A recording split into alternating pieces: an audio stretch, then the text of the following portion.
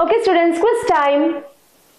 Second heart sound is produced due to, options are, देखिए ये options है, सोचिए। अच्छा, सेकेंड हार्ट साउंड क्या है? डब। फर्स्ट हार्ट साउंड था लब, सेकेंड है डब। सोचिए सोचिए सोचिए, answer is yes, closure of semilunar valves. चलिए देखते हैं।